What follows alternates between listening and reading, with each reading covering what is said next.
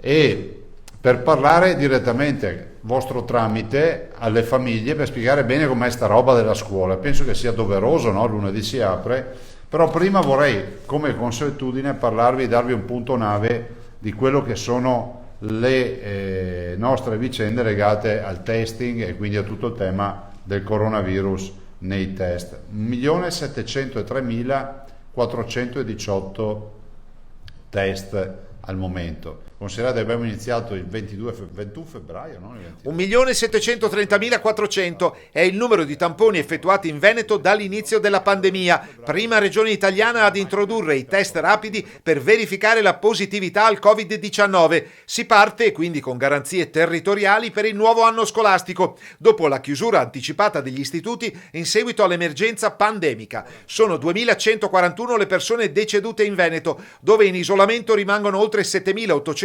soggetti, ma dove i sintomatici rimangono una percentuale estremamente bassa rispetto al numero dei positivi. Quasi 4.000 le persone dimesse, mentre è di una ventina scarsa il numero di pazienti ricoverati in terapia intensiva. Numeri abbastanza incoraggianti, ricordando i mesi di marzo e aprile, alla luce di quello che si annuncia come l'autentico test del 2020, ovvero proprio la riapertura delle scuole. E qui ovviamente il governatore del Veneto Luca Zaia tiene a rassicurare le famiglie, ricordando comunque che la competenza in materia resta a Roma, mentre la Regione può appellarsi alle indicazioni che riguardano la sanità pubblica, la quale a sua volta provvederà anzitutto a nominare un referente Covid che si rapporterà, e questa è l'autentica novità, con un omologo nominato da ogni scuola per un interfaccia diretto tra istituzioni. Il virus sta cambiando ma rimane sempre tra noi, è il messaggio delle autorità regionali che garantiscono anche per il personale incaricato di lavorare ai seggi elettorali, a favore del quale si creeranno corsie preferenziali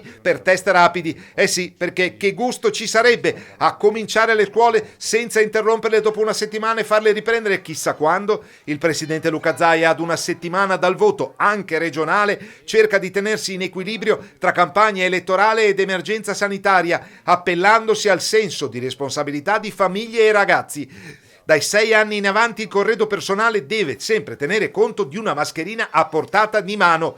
Non vogliamo, ha tuonato Zaia, arrivare ad una situazione come Israele, dove è scattato un secondo lockdown. Più si rispettano le regole, è la conclusione, prima si riuscirà ad uscire dalla prigione di un virus che ci ha cambiato la vita ormai da quasi 7 mesi.